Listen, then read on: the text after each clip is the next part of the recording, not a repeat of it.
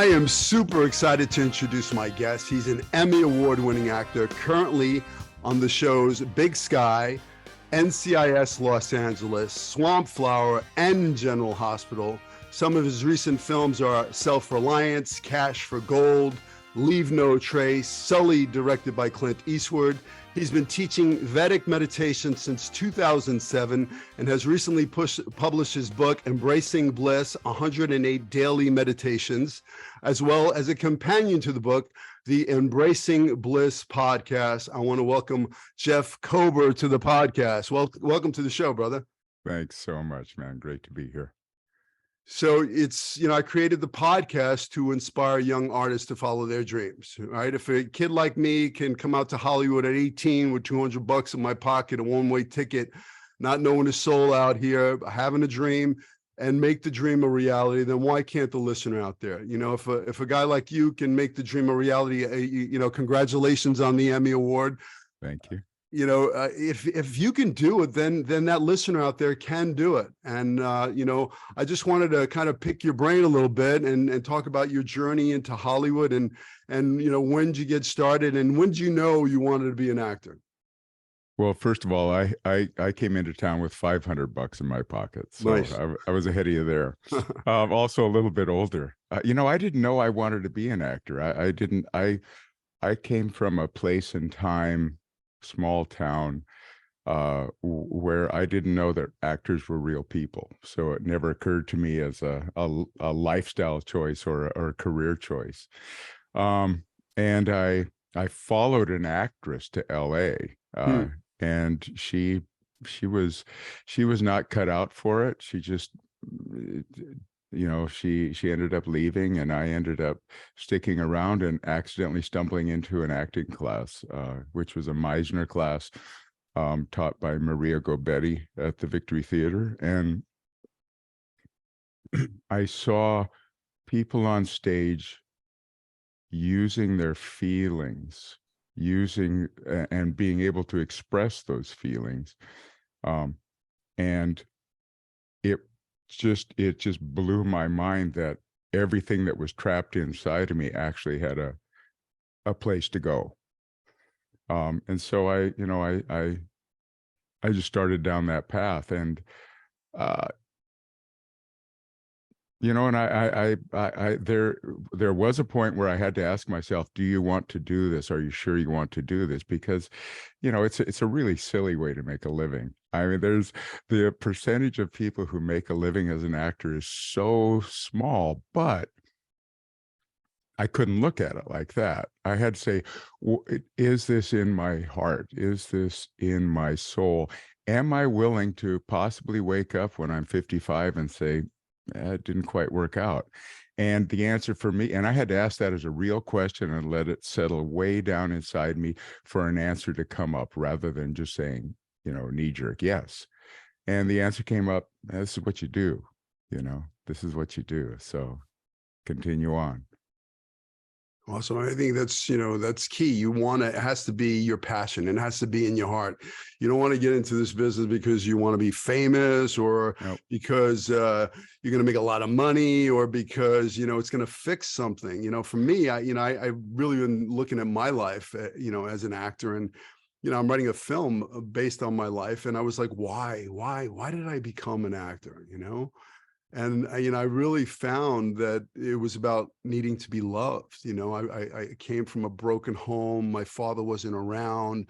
As a child, it's an abusive childhood. If there was a checklist to everything that could possibly go wrong to a child, I checked all the boxes, So for me, it was a way to, when I acted a fool, like I acted like a monkey, or I acted like a piece of bacon laying on the floor, frying in a pan, I got a little pat on my back, or like a little, that was, people would laugh. And that felt to me kind of like love a little bit. And, like I didn't, at school, I was told I was hyperactive. So the Yeah. teacher would take me from classroom to classroom, and I do my Desi Arnaz, Ricky Ricardo routine or whatever.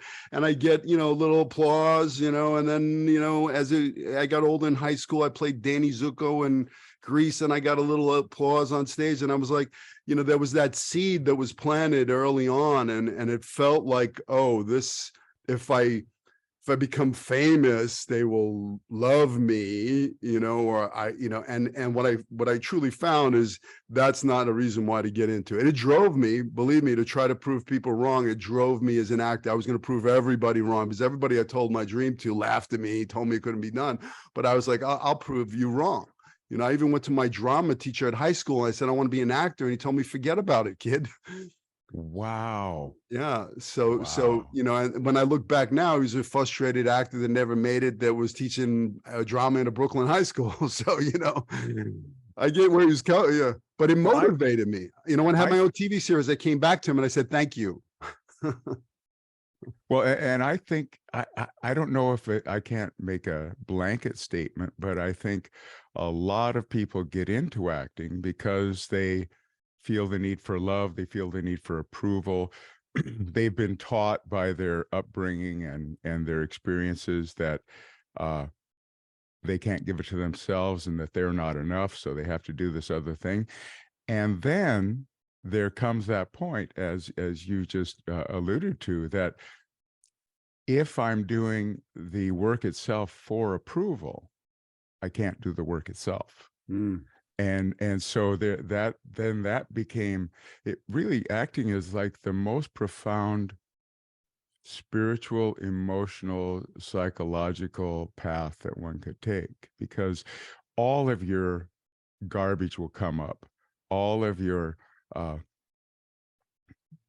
the twisted parts of your nature will come up to be healed, and you'll get roles that allow you to break through this and break through that and break through that, and come to the place where you can actually work and be the authority on yourself, and hence on the role you're doing, rather than looking over here to get the approval for it. Beautifully said. So as a young actor, you knew, you followed this actor out to LA, which is so funny because, a similar thing happened to me. I was dating a girl. I was studying at Lee Strasberg at 16, and there was a young actress there that, I had ran away from home at 15. At 16, I was living with her in New Jersey, and, I was taking her auditions or whatever. Long story short, she had an audition for a soap opera, a brand new soap opera. It was called Santa Barbara, and Right.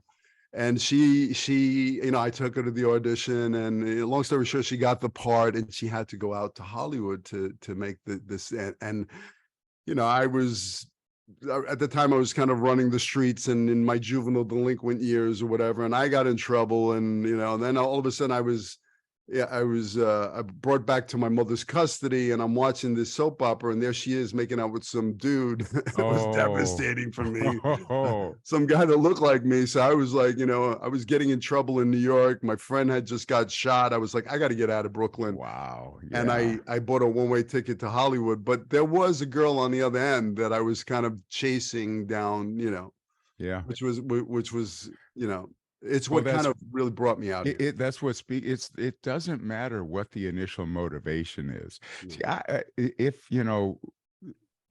think that I don't know if there's a plan for everything or everyone. That's open to debate, but there's a flow of life that happens. And if you're looking to move forward, you're going to step into that flow, and nature doesn't care if it uses a girl or your passion to get you there.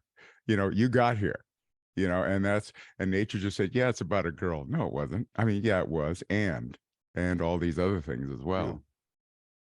I found that it wasn't about her. I mean, as soon as I got, it was really about, okay, I'm going to do this. And I had blinders on, and I was relentless in the pursuit of it. I was like, I'm going to make this a reality. In no time at all, I had, I booked my first audition, which was a guest star on The Fall Guy, gave me a little money to get an apartment, and, started rolling. Within the, a year and a half, I had my own TV series, Yeah. and, That's good. Yeah, I was, That's quick. don't get me wrong. It was a roller coaster ride, the series got canceled and then, then couldn't get an audition. It was that, the roller coaster ride of being an actor in Hollywood, Yeah.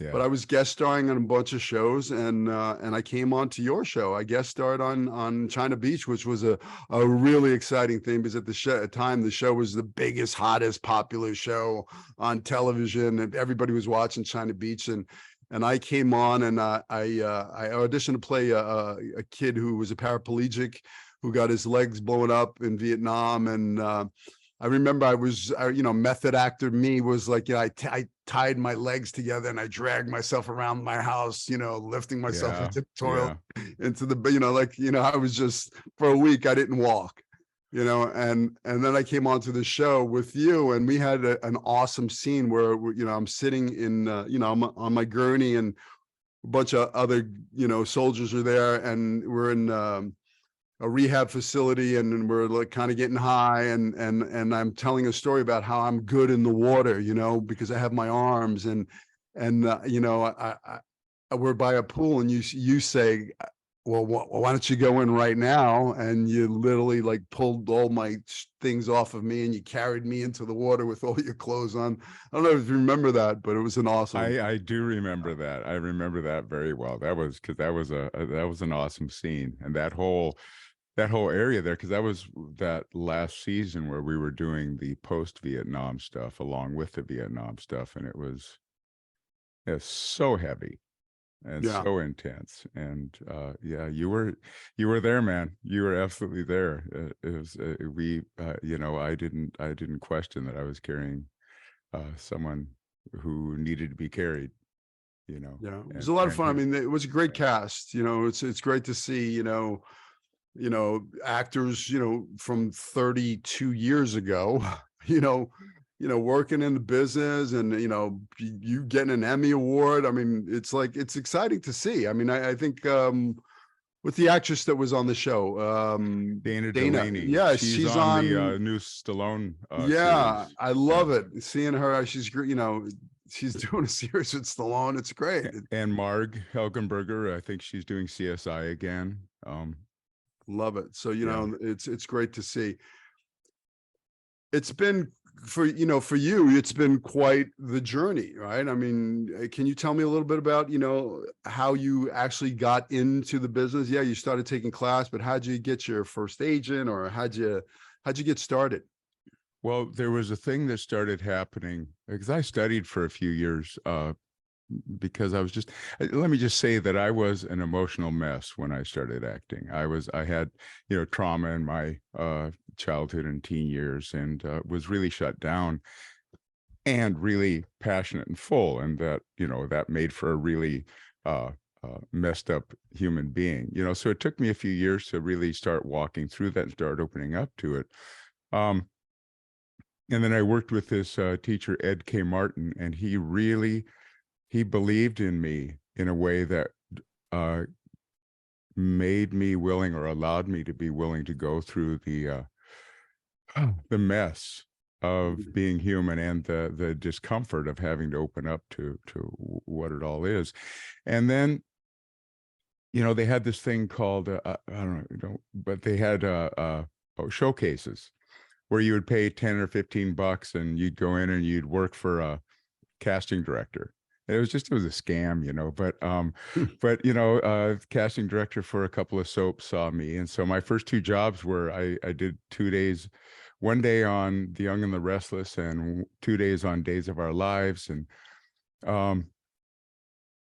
then I at the time you could buy into AFTRA, which I had done, and then you could work one job as SAG, and they would Taft-Hartley you. So you'd work the first job without being union, but then after the job you could buy into the union. And I did that, and it was Jane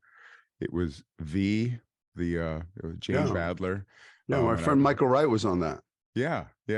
So that was my first SAG job, and then and then I was bartending, I was driving cab, I was doing all that kind of stuff. The kind of jobs where A, I didn't have to have a boss right over me, and B, if I had an audition or a gig, I could, I could go, there was some self-agency here. And what actually happened was this one summer, I'd worked really hard in this bar, and like 14 days in a row or something. And the owner said he was going to give me a bump at the end of the month or whatever. And he didn't. And then I asked for time off, like way in advance, for this family reunion that was happening, or class reunion. And they said, no, you can't take it off. Other people. And I said, really? Okay, then I quit. So I quit. And it was like July, and I said, I'm going to make a living in this business if it kills me. That's what I remember saying. And, I just got this job, and then this job, and then this job that were, a co-star, a guest star, and then up to Highway to Heaven was my first decent gig, or big gig, where it was a 2-part episode where I was the, one of the leads, and Victor French directed it, and got to work with Michael Landon. It was a fantastic experience. And again, this was another man who I went in for the audition, and I had learned all about emotional preparation. And the danger for a young actor and emotional preparation is that you load yourself up with so much stuff, and then you can't go in and just show what you did. You have to go in and find freedom. Well, if you haven't had a lot of practice being free, and you're loaded down like that, and you spend a lifetime of pretending to be something other than you are and not letting your emotions really show, you end up kind of shut down. And I was in there, and I did the audition, and then Victor said, okay, good. Now let's try it again. And he gave me some direction that allowed me to just talk and just be present and just be the broken individual that I was playing. And and I got the job, and it was amazing, because it was like everything that what I act for in the real experience for me is in between action and cut. Everything else is preparation for that, or leading away from that. And there's a freedom that you can give yourself where you don't know what the next moment is going to bring, and you're living fully in the moment. And this is what, mindfulness, all the Buddhist practices are about, having that experience in life. Life usually isn't as, on the edge as acting. So it's hard to motivate yourself to be that full and free and alive and present in the world. But in front of a camera, I gave myself permission to do it. And it was, it allowed me to have an experience that I didn't plan. I planned parts of it, but I let it happen, and allowed something to come through me that was bigger than me, and smarter than me, and more artistic than I knew myself to be. So that was the first job where I really got to let that let that go and really have that experience. How do you find freedom? Well, one of the hardest things about being an actor is that what worked yesterday is not going to work today. It's not like you can do X, Y, and Z and, oh, I've got it. You've got to find, what is it? What do I need to do today? And it, it has to do with being present in the body. It has to do with having done the work to believe my given circumstances. It has a lot to do with knowing what my intention is with this other person. And I'll more about that in a moment. Knowing how that other person sees me, and then once action is called, or the curtain goes up, whichever venue you happen to be in, freedom is found by consistently and continually correcting back to the person across the stage from you, rather than to your thinking.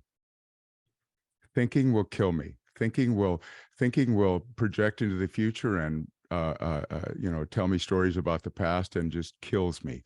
But if I just keep putting my attention back on you and I'm talking to you from my heart, then, this is what Meisner said, is that all life exists in the other person. And it sounds absurd, like I'm terrified in a given moment, maybe, but I put my attention on you. I don't need to know what's coming next. It will happen. And I've seen it work out again and again and again. And now, sidebar, I've, as we were talking about earlier, we're both involved in meditation and teaching of meditation. And what I've really been able to witness in myself is that all other things aside, I will have a reaction to a situation from my animal nature, from my survival instinct. And if I'm stepping in front of people to expose myself in some fashion, then my animal nature or my ego, whatever you want to call it, is going to say that survival depends on me shutting down. And I have to make sure that I get the approval of these people or don't need the approval of these people. And I'm locked in this battle over here that has nothing to do with the work to be done. So I just take it as a given that is going to happen in my system some of the time, and that my intention from that place will be to survive. And then this is the power of intention. When I choose an emotionally grounded intention that has to do with that other person, and especially when I make that intention grounded in love in some fashion, then that is so much more profound and powerful than the intention of the body just to survive, that intention gets set aside and this bigger intention gets to be acted on. And that's when you can do work that you haven't planned. You've done all the preparation, and then you're in a flow of love and connection with this other human, and you're having that dance that goes on, and then that's freedom. That's well said. That's when the magic happens. Yeah. I like to say, I tell my actors, when you're in your head, you're dead. When you're in your heart, you're smart. When you're in play and you've made some big choices and you're in the moment and you're really listening and you're really there and you know what you want and you're going after it, and that's playtime. And that's when truly the magic happens. Like you said, between action and cut, that's when the magic happens. Yeah. What's funny is that I'm thinking, if you would have told me 32 years ago when we did China Beach together, that if I could go back and go like on that set and say, hey, Billy, guess what? In 32 years, you're going to be having a podcast and you're going to be talking to Jeff about mindfulness and meditation, I would have said, you're out of your friggin' mind. Get out of here, take a walk.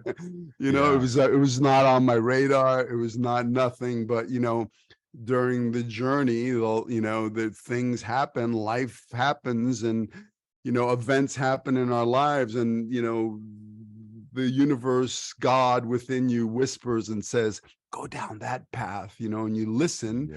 And the magic happens when you listen to that inner voice, and not the noise in your head going, oh no, the ego mind, the monkey brain, that is just noise, and for me, my journey into meditation and teaching was a battle with my ego, because my ego was like, no, but the voice, the God within me, the light within me was telling me, this is your path.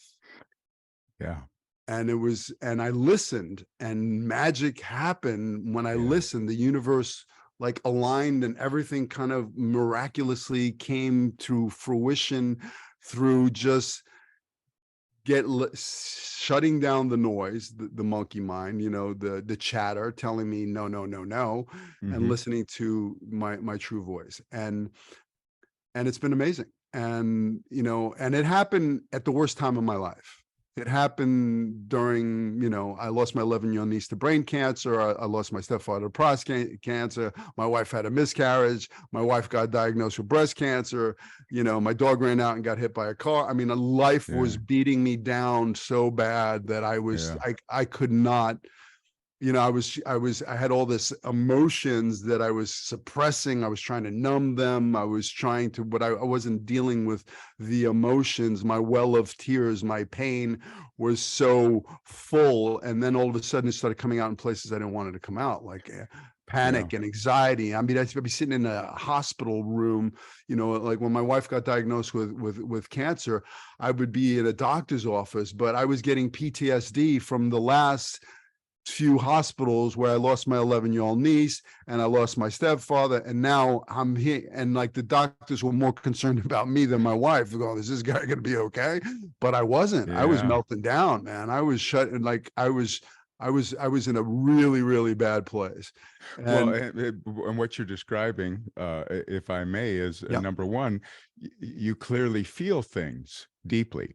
And so, what you can live an entire life without ever doing what we've had to do in terms of getting free, and then come up to the end of it and go like, wait, what have I just done? But when you feel things big, when you feel them fully, and you're using the old tools to deal with them, which is repression, suppression, numbing, sublimation, all those different things, then you get to the point where you clearly got to where you hit a bottom of like, something's got to give, and something gives. And if you're fortunate and awake and aware, you'll step in a direction where some piece of freedom lies, and where the light is a little bit brighter, and where you're moving in a direction where you're going to be able to use yourself rather than have to dismiss giant swaths of yourself just in order to survive. I mean, for me, it was when my wife was in that journey, her cancer journey, which she's cancer-free now, thank God. But when she was in her journey, she had a shift in her life. She wanted to really follow her passion, and it was like yoga and meditation, and so she took her yoga teacher training, and she was doing this. So she'd come home from yoga and meditation, and I'd be sitting on the couch melting down, and she'd come in going, you really should try this meditation thing. And I was like, that was like the lead, like me shut down my mind. Yeah, right. Okay. Good luck with that. But she kept on insisting that I try it. And, I showed up, and I went, and, at first I couldn't shut the noise off, and everything kind of bothered me. And, I just couldn't, but I kept showing up. And then one time during a meditation, it just kind of clicked for me, and I got out of me. And literally the shell of, I got the shell of Billy is not who I am. Wow. This bag of bones is not who I am in that meditation. And it brought me to tears, man. And I felt this joy and this bliss and this, like, words can't even explain what I felt. Like I really felt my shell fall off of me, and it was just truly magical. And I was like, I got a little taste, and I was coming back. I was coming back all the time. And I was really, and the part was I was chasing that. I was like trying to get there again, and that's a mistake. I learned now that every meditation is different. You can't try to get to where you went last time. Everyone is a new journey inward, and tapping into, your true power. And then I took my pranayama teacher training, and I really started studying it. And then I started learning other things, and I developed a technique for actors, because we as actors, sometimes we use our stuff, our shit, our stuff that we have in our actor toolbox, all that, we pick that emotional scab and we bleed, and we use that as the paint to paint the canvas of the scene. But I know for me as a young actor, I would pick those emotional scabs, and then I leave the theater and I still be bleeding. And it wasn't healthy for me, because I was like, it's not good. So I don't want that from my actors. So I develop a technique through meditation and breathing and grounding yourself and becoming present. You can go to the past, you can play with it, you can make art out of it, you can heal the past. and then you get to kind of wash it away and breathe and get into the present and fill your heart with gratitude and stack the good stuff. So you can't be over there if you're in the present, in the now. So it's a great tool. And I wish there was somebody that would have taught me this as a young actor, because I was that, a lot of stuff. You would not be the teacher that you are today if you hadn't had to discover your own way through it. And that's what, when someone like you speaks to me, to an actor, there's the ring of truth to it, because you were where I am. And you're saying there's a way out of that. Come here. This way. Come here. And that's a gift to the world, man. Well, thank you. I really have to look at it like that. There are no mistakes. Well, I'm getting that. I used to think as, all this shit happened to me, but now I realize it happened for me. It was all a gift. Yeah. I needed to go through all that. Even the shit that I thought was hard, like the cancer. Now I look back at cancer and I go, what a beautiful gift that was. Isn't that something? Through the shit of cancer, I got a calling to build this studio, the Manhattan Actor Studio. And my ego was like, well, you're going to be an acting teacher? What? Yeah. Well, like the ego got so like in the way, and I kept hearing this voice to build this thing. And I was like, no way. I said, number one, I couldn't afford to do it. I was in a sling. I tore my rotator cuff, I wasn't working. I was dealing with all this stuff. But then as soon as I listened to that voice, that little nudge saying, this is what you need to do. And I kept getting signs. Like I was coming out of a meditation in church, and there was a little card on the floor, and it said, time, talent, treasure. How are you sharing your time, your talent, and treasure? And I went, oh, I'm not. It's been about me, ego, me. Yeah. And then I really found like the secret to living is being of service, is giving, is being able to leave the breadcrumbs for the next person to go, this is the path, That's why, when I saw you and what you're doing, I said, I got to get Jeff on the podcast, because you and me have similar journeys. We've had our stuff, and we've gone through the jungle of Hollywood, and we've had our ups and downs, but somehow we found our path to meditation. And, it's truly a gift that if you would have told me I'd be talking about meditation, I would have said, you're crazy. But now I know. I've had that moment of, those moments of bliss and joy, and like literally a voice telling me, you're not your thoughts. You're this beautiful light. And I went, what are you talking to me? like this voice telling me this, and this voice telling me, this is your path. It's not about this. It's about helping other people, being the guide. You've been there. So be the guide. And that's what I've been doing. And, when I said I'm going to open up the studio, the universe worked miraculously. Like people that I didn't even know, like I met one time, were coming up to me and going, here's a check for $20,000 to build your studio.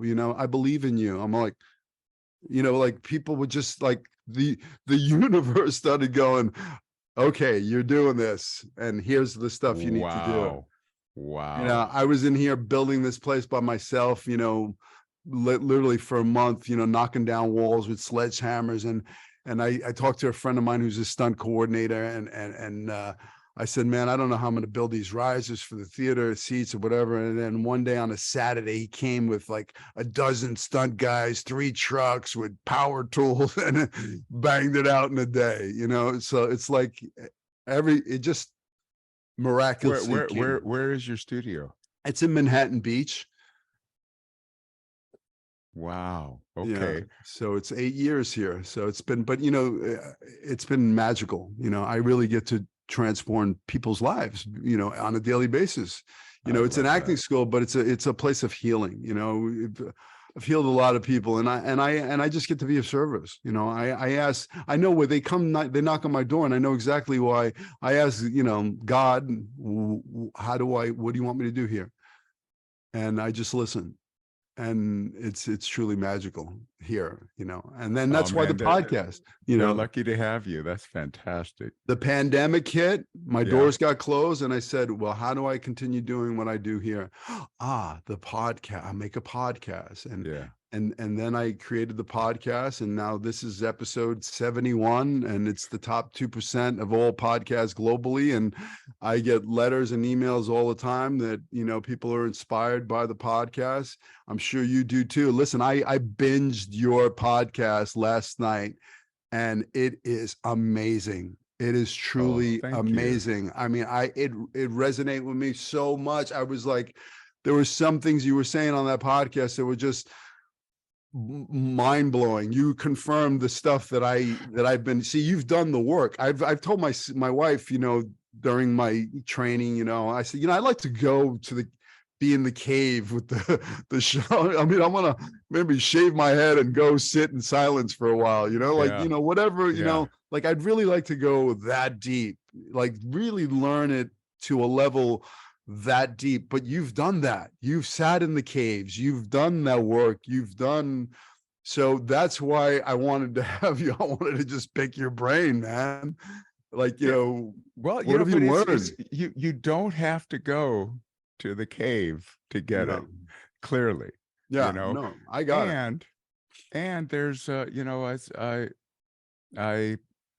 need, there were a lot of things that I couldn't help myself. I had to go do, you know. And if, you know, if it's no matter what it is you have to go do, if you have the capacity and the willingness and the ability to hear that voice and get to go do it, that's, you know, that's when you start having a life that you couldn't possibly imagine. Because just like with acting, if I think I know what is supposed to be, you know, in the scene, then, you know, there are people who work that way. I'm not one of them. I'm just not that smart or talented. I am smart enough to get out of my way and allow an experience to be had that the camera then captures. You know, and there was actually a book that I heard about recently. This economist from Chicago was interested in art, and he studied all of these painters and their success, a lot of it based on what they sold and when they sold it and all of that. And he found that they fell into two categories. And there were the category of number one, epitomized by Picasso, who had his most massive success right at the very beginning, and then had a lot of success afterwards, but it was never as high as that beginning. And then there were people like Renoir and Matisse who worked up to their highest success was at the end of their life. And the former, Picasso knew what he was going to put on the canvas, and he put it on there. Renoir and Matisse, these guys discovered it as they went along. They discovered the painting. They just started painting, and a painting came out, to the extent that Renoir, his son, Jean Renoir, who's a filmmaker, wrote a biography of his father called Renoir, My Father. And it's fascinating. For the very end of it, it says that he was 86 years old, I think. He had rheumatoid arthritis. He couldn't hold a brush, but they would take leather straps and tie a brush to his wrist. And he was lying in bed, and the nurse had brought, he was at home, but they had a nurse, and she had brought some flowers, and he had his paints, and he was painting these flowers. And his final words were something like, either I think I learned something today, or I think I'm finally starting to get it. This is Renoir, man, one of the most famous painters of all time. And he's like, I think I'm starting to get it. You know, so that's what we have the opportunity to just discover again and again and again. That, and what you've discovered in following years is that when you step into the unknown, based on that inner guide and that inner intention to do good, to be of service, to offer yourself, then there's nothing to worry about. There was one teacher told me, quoted an obscure 10th century tantric text that said, even when you fail, even when you fall down, it's not possible to fall into anything other than God. Mm. You know, and if you can actually make that as a living part of your process, Mm. you know, then you can have some fun.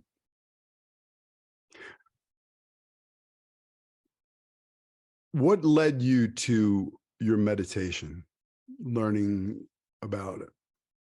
I had so many things wrong with me, PTSD and depression um, and just a mass of shame and guilt and self-loathing. And it was, I had so many problems.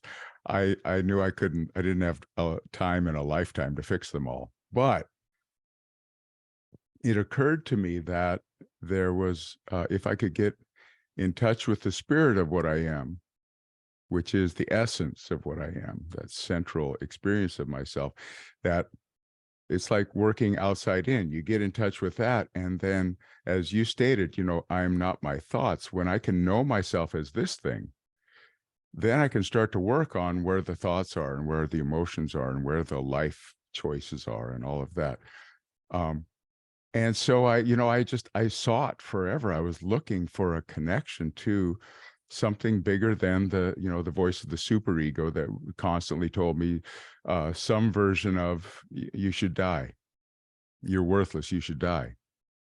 And I was able to work through that here and there, but it still was there. And if that's the only voice you're hearing, you end up listening to it. So I looked and looked and looked for a practice that would work for me. And I used to sit for hours trying to shut off my thinking, and I just couldn't do it.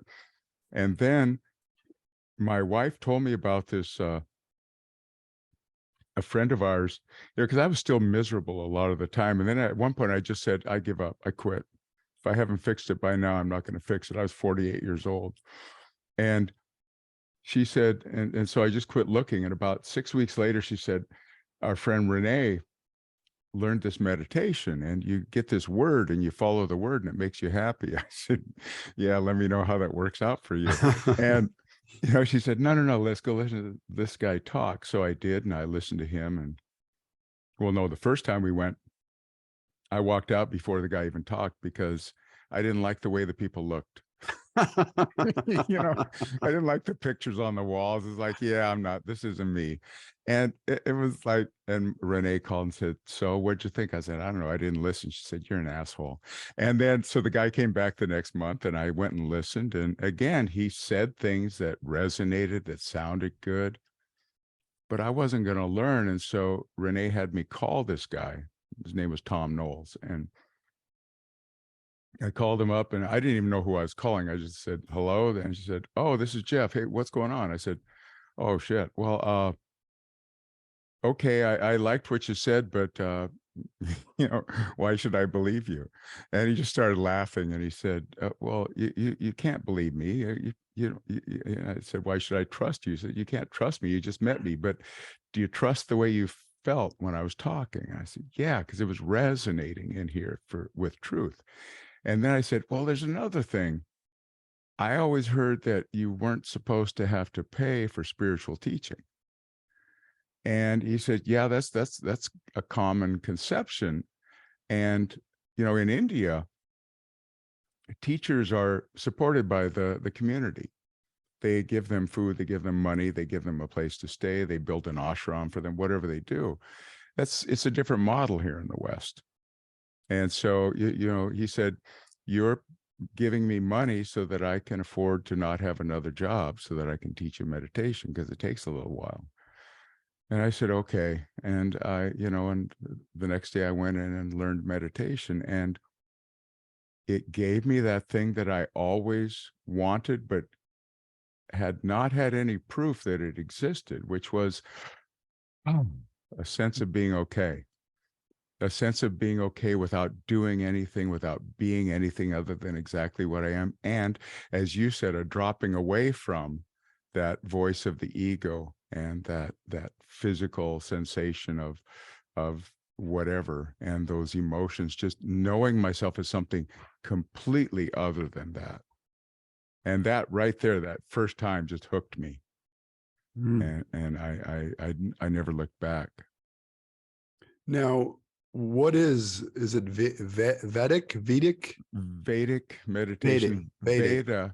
Veda is a Sanskrit word which means knowledge or science, and the Veda is a set of teachings that's, you know, ancient, that began being written down about 5,000 years ago and is at least 10,000 years old. But it's a system which states that the source of everything is consciousness, like the idea of the unified field. Everything is an expression from this field of probability.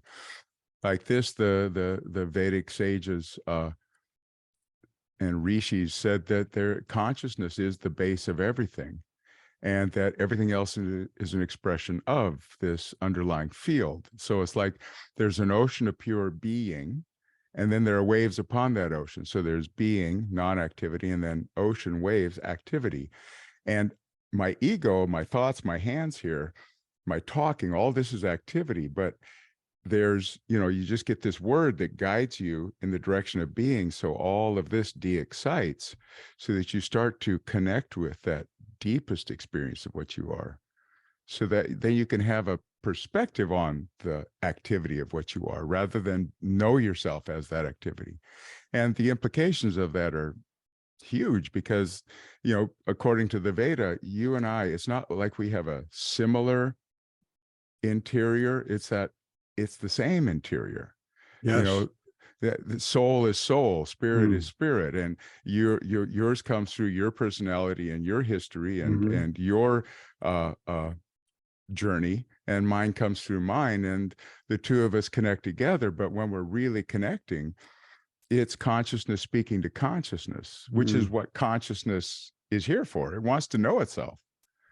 It wants to play with itself and experience itself and heal itself and uplift itself. So, you know, that all that way of looking at things was just a panacea to the years of, you know, despair and darkness I'd lived in.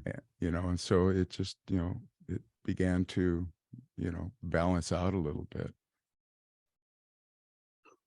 And you're teaching it. I do. And I didn't, I hung out with his teacher for quite a while, and, you know, began to help him, just because you can't hang around without, I mean, I'm just, you know, I come from a Western work ethic kind of a thing. So I just helped out. And then he said, at a certain point, he said, I'm going to train people to be teachers, and you need to become a teacher. I said, no, man, I'm an actor. And he said, well, you can do both. I said, I don't want to be a teacher. Just, you're the guru. Get me a series, man. And he said, no, you can do both, and you need to, because you've already learned too much to not, you know, become willing to give it away. And so I said, all right. And the process was like 3.5 months. We started in India, and then, or no, we started in Flagstaff and did 3 months of just intensive work, and then went to India and finished it off there, or vice versa. There were 2 different experiences. But toward the end of our process, I said, so, okay, when do I start planning what I'm going to do when I get out of here? He said, don't. And I said, yeah, that's a great theory. But really, when do I start figuring out what I'm going to do? He says, let it unfold. You don't know what you're supposed to be doing. I said, oh, you know, so just a few weeks before I finished this 3.5 month experience, I got a call from my sister in Montana, and she said, you know, she started crying on the phone. I said, oh, you need to learn to meditate. I'm coming up. And she said, yeah, right. I said, no, find a yoga studio. And then I called another friend on the other end of the state, because that's where I'm from. And I said, you got a yoga studio? Yeah. I said, set me up there. And I called my wife, said road trip. And so I finished this process, and we drove to Montana. And I was going to teach some people in Western Montana and then drive to Billings and teach people in Eastern Montana. And all this by way of telling you this, on the day that I taught my first group of people, 7 people in outside of Dillon, Montana, I got a call from my manager saying I was being offered a Western that was going to start shooting 2 days after I was going to finish the teaching on the other end of the state. So it was like the universe just saying, yeah, you can have both. And there's no way you could have planned this at all. Yeah. You know, so it seems to have worked out so far. That's awesome. So how has learning how to meditate helped you as an actor? Well, the meditation works on a few different levels. Number one, it allows the stress responses and the the habituated ways of seeing the world and feeling, it allows those to begin to dissolve. So you have access to your history without being driven by your history. You're no longer in a rut of fear or pain or whatever ruts you fall into. The ruts are gone, but the path is still there. So you can awaken something that happened years ago and use it, but not be used by it and not be at the mercy of it. And you also begin to, you let go of everything twice a day, which I do, so that when you're trying to be in the moment, it's a lot, you've been practicing letting go. And then you have a download of bliss chemistry, so you can more easily choose an experience of happiness, of joy. And I have become much more willing to trust the flow of what's happening and let go of the need to control. And to the extent that I've done this a couple of times in my career, and hopefully I never do it again. I have a friend, John Polano, who's a playwright and a screenwriter, and he had a play happening downtown LA here. This was about 4 years ago now, 5 years ago. And he called me up one Saturday and said, hey, my play got extended and someone has to drop out. You want to fill in for him? He said, yeah, come see the play. You'll see. And I said, I went and saw the play. And so I watched the play on Sunday. I watched it again on Monday, started working on the lines Monday, worked on the lines with the producer Monday, Tuesday, Wednesday, Thursday, had a run through, and then did the play Thursday night and Friday night and Saturday night. And this guy opens the play by speaking to the audience and plays 3 different characters throughout the play. And I was doing it. And the first night it was like, I just got through it, but I did okay. There was one point where I came through a wall. It was a curtain. There was supposed to be because they use projections on these curtains, and I walked through the window instead of the door. So Amy Brenneman had a big laugh about that. And then the next night it got a little better. I started to have some freedom. And on Saturday, the one of the guys in the dressing room said, I've been watching you and I haven't seen one moment of fear. And I said, frankly, I haven't had time to be afraid. And what I had done was I would study the lines till I was exhausted. And then I said, here's what I say to myself with some regularity. I teach this stuff. If I'm not willing to take it all the way, then it's not worth teaching. So I said, if I'm exhausted and they won't go in anymore, then I'm done for the day. And then I kept doing that. And on Saturday, I couldn't remember a line to save my life. I was like walking around and I tried to run it in my head, wasn't happening. And I said, okay, either you trust it or you don't. And I walked out on stage and just opened my mouth and words came out, and listened to the people and words came out, and the experience was being had. And I was walking off stage going, what's the next scene? Where do I enter? And they would tell me, and I'd come out and the same thing had happened. And the opening of the second act was the big scene for this character and my son, and where I challenge him. I tell him he has to challenge me to a duel. It's called Rules of Seconds, and it's about dueling in the 18th century. And I come in and I'm supposed to be half in the bag, and that's the semi-drunk for those of you who aren't as old as I am. And I sit down and I just made a business deal, and I walked on stage and I'm looking at these people, and it went to a different reality. It was like beyond three-dimensionality, and they would come up to me, and it was just magical. I was having this, it wasn't out of body, maybe it was fully in something. And I literally had to keep myself from turning to the audience and saying, are you seeing what I'm seeing? Because it was that amazing. And I tell my kid he can't marry this woman because she's beneath him, and she's standing right there. And then I tell him, so I just offended you. You have to challenge me to a duel. Now, duels, oftentimes no one gets hurt because they're shitty guns and they miss each other. But I tell him he has to challenge me to a duel, and I watched this other actor. Because we were so in it, he had a hard time saying the words because they didn't want to come out, because he didn't want to hurt his dad.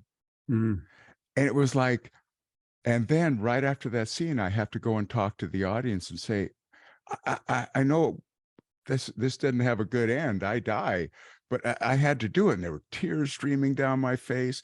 I was talking to the audience and really going, you saw what happened. You saw what I had to, and it was like, it was just one of those peak experiences that you can only have by letting go and letting go and letting go, to the point of whatever happens, I'm down for it.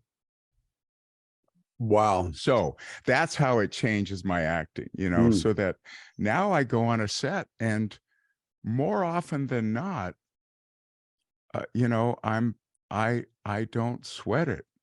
I do my work and I show up, and I really try to make everyone's life better.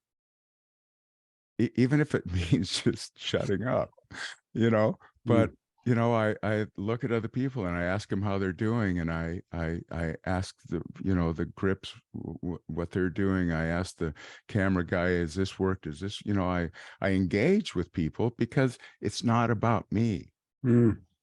Yes. So, as a young actor, I'm sure, and I know for myself, it was about me, and it was about ego, and it was about, you could get into monkey brain, and you could get into fear, and you could get, how do you deal with that stuff? The fear, the noise, the, auditioning, like coming into a room, do you get nervous? Well, I used to. We don't go in rooms anymore, Yeah. And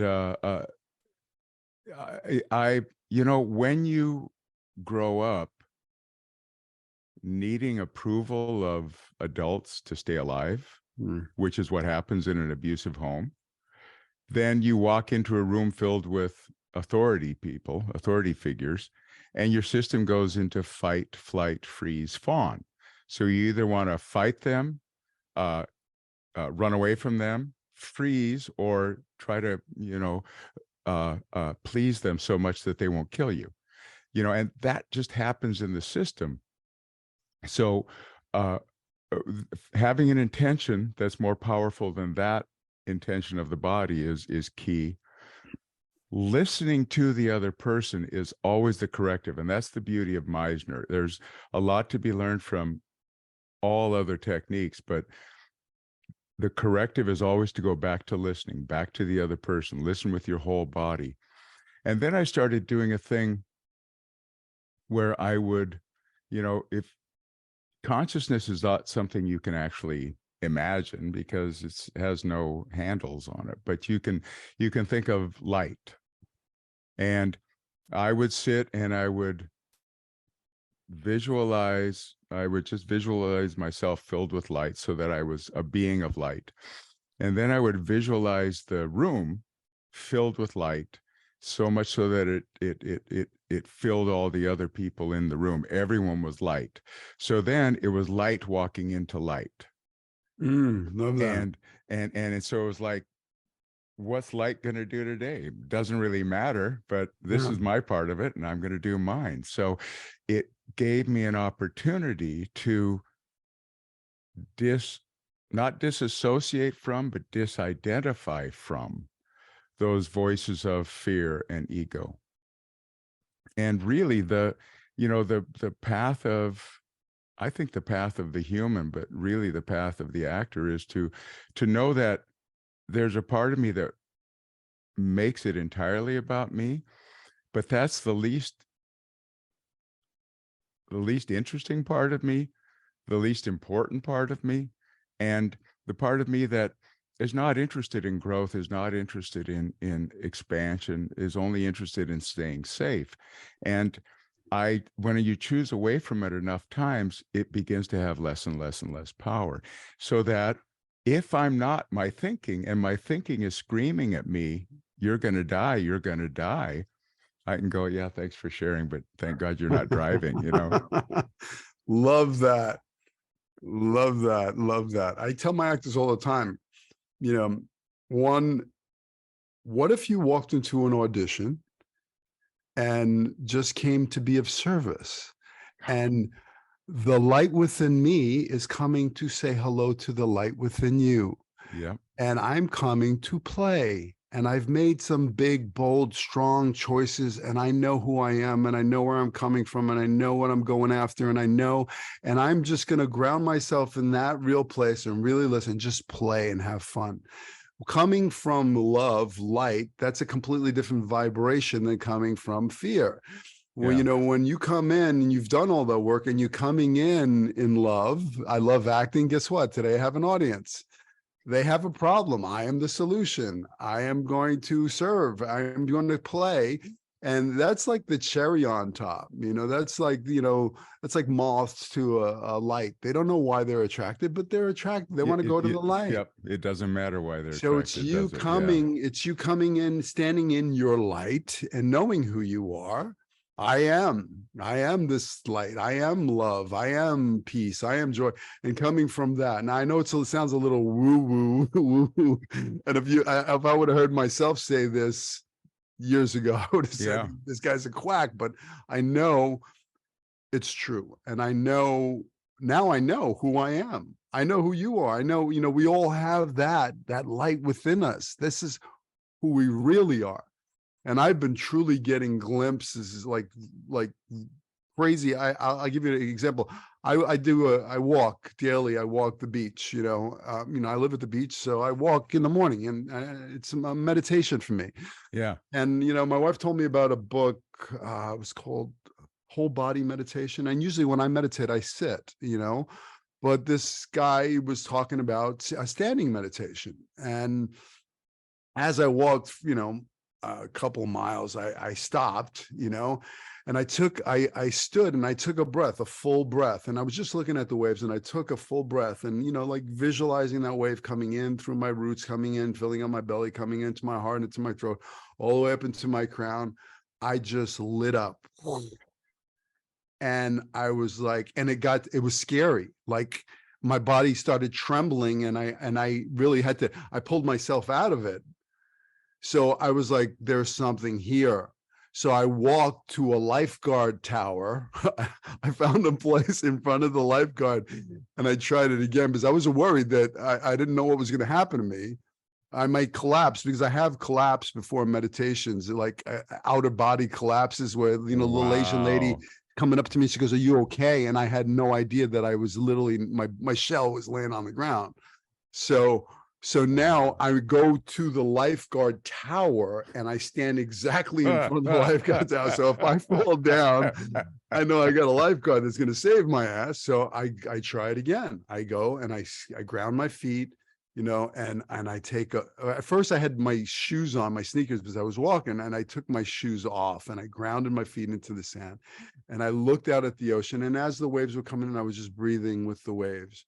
And then I took this full breath and I held it all the way up, and I lit up again, but I had my eyes open, and it was like like the Matrix, like the waves almost slowed down. They stopped for me, and everything was just a different color. It was like I can't even explain what I witnessed. And I'm like, is this my imagination going? Like, what's going on here? But I tapped into a completely different level of meditation. Now it's like I need a seatbelt, like when That's I what meditate. happened. What you're describing sounds like what happened to me on stage with that play. Because it was like everything was just vibrating and shiny and In a different place. in a different place. Yeah. Or it's like the whatever dulling cover had been on the world was lifted Peeled off. so Yes. that you could see the reality of it. Yeah, you got to the real, the truth, that you were really in it. I mean, this was like, and then it's a glimpse in there, and it's like, Yeah. wow, that's powerful. Have you read, I'm sure you have, Eugene O'Neill, Long Day's Journey into Night? Yes. So Edmund's monologue with his father, he says, you've told me about your life now, your experiences. Now let me tell you some of mine. They all have to do with the sea. And he tells him these times when the veil was pulled back and he could see. And it was the first monologue I ever worked on. And it was just, it's extraordinary. And he has 3 specific experiences of that out on the ocean. And then it drops down and he's at the mercy of his alcoholism and his depression and despair and tuberculosis again. And I don't know that he ever gets back to it. I don't think he does, but it's what a gift to be able to have that experience and to know that it's not just a passing thing. It's still here. Yeah. It's just, can I wake up enough to see it? Yeah, it's all over. You just got to open up your eyes. The magic is there, everything. And, we're all connected. You, me, I mean, there's a reason why we're here right now. I listened to that little voice going, get Jeff Cobra on the podcast. It's like, okay. Fantastic. If you say so, let me reach out to Jeff and get him on the podcast. So, I mean, I truly believe that there are no coincidences. There are God incidences. It's like this is the path. This is the journey. You're on it, and enjoy the ride, because this is all we have right now, right this moment here, the present moment. The past is gone. The future doesn't exist. It's just right now and right now and right now and right now. If you could go back and give the younger you some advice about life, about acting, what would that advice be? The first thing I would tell him is hang in. It's going to be okay. As hard as it might be to believe it, you chose exactly this, to have these experiences, to learn the truth about life and the truth about what you are. And you're going to fall away from it continually, but you'll keep coming back to knowing that you're here for a reason, and that reason has to do with love, and that it is to be rediscovered on a day-to-day basis, if not a moment-to-moment basis. And the end of every story is, and they all lived happily ever after. Because when you know the truth of what you are, even death itself can't harm you. And we're here to love.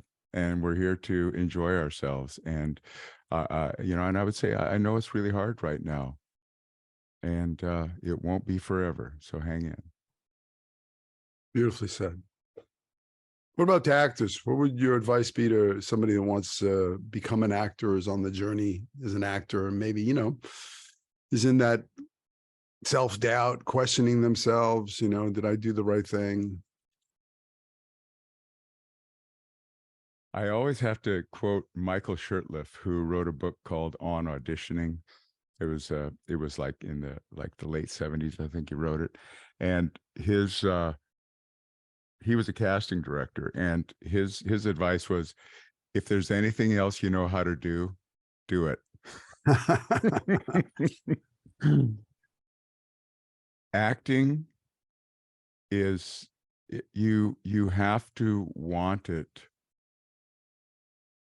You have to be driven by something other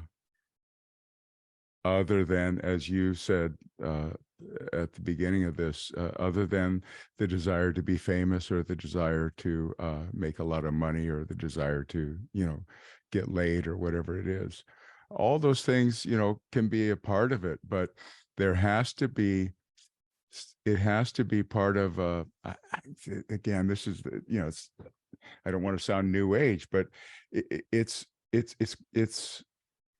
unless it's unless it aligns with the deepest part of you, what you have to go through is too challenging. And by what you have to go through, again, just looked at in terms of my animal nature and the spirit of what I am, or the truth of what I am, the animal nature is always going to choose comfort. And being an actor is not comfortable. You have to be willing and able to, to learn how to lean into the discomfort and use the discomfort and find the way to live in the unknown, and set it up so that the choices you make in the moment come from that place of, you don't know what you're going to do, but it's going to be in the direction of serving the scene.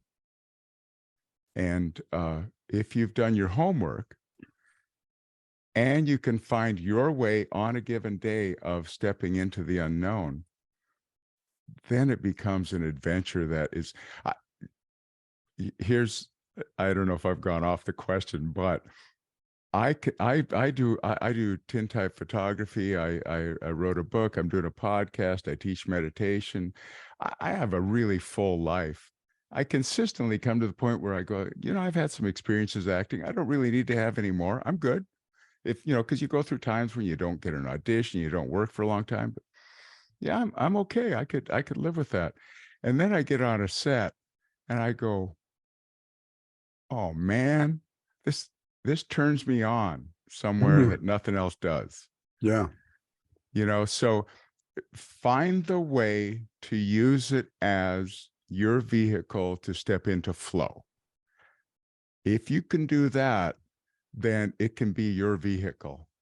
And that gives you something to shoot for, that you're not going to go off on any tangents. Does this move me in the direction of flow, or does this move me into the direction of control?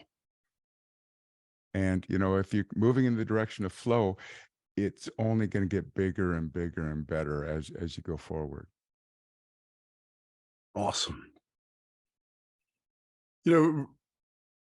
Let's talk about that real quick. Your photography, that's pretty freaking amazing. What kind of photography? Just shooting regular pictures. You're Oh, I'm doing tintype photography. These are tintypes and ambrotypes are these all the images you see from the Civil War are this process. It was invented in 1841. And you literally have to make a piece of film each time you shoot, and it's on a piece of glass or on a piece of blackened aluminum.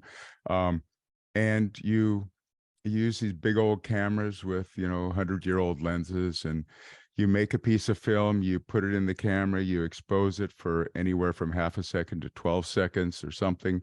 You take it in, you develop it and fix it all in that moment, and then you see the image rise up. And it's this friend of mine who introduced me at a show said that tintype photography, you're actually seeing an image of this person experiencing life because of that long shutter, because of the long time that the camera is open. You're seeing a person live through how many nows, in 8 seconds, how many nows are there that you're living through? It's uncountable. And so there's a depth to these photographs, and there's the capacity for the subject to let go of how they're supposed to look in a photograph, because there's this big old clunky machine ahead of them and in front of them, and there's me, doing all this alchemical stuff and adjusting lights, and they're just sitting there and like engaging, and so we end up having experiences, and then there's a capturing of that experience, and it's what it gives me, as aside from an image at the end of it, is it's something that I can throw myself into and not think. The intellect is a problem-solving tool. When I use it to define myself, I see everything, including myself, as a problem. Tintype photography is like, there's no way to do it perfectly, and there are 1,000 ways to screw it up. And so I'm problem solving all the time. And so I'm engaged in flow again, and using this mind to solve problems rather than to figure out who I am or how I am or how you're seeing me. So, it gives me that experience consistently of like just engaging for hours at a time, and then coming out of it and going like, oh, that was fun. Yeah. If anybody wants to see your photos, it's at jeffkober.com. jeffkober.com. There's links for meditation, for photography, and what else? Oh yeah, acting. Yeah, and your book. And my book, Embracing Bliss. I ordered it. I'm waiting for Amazon to deliver it. I can't wait.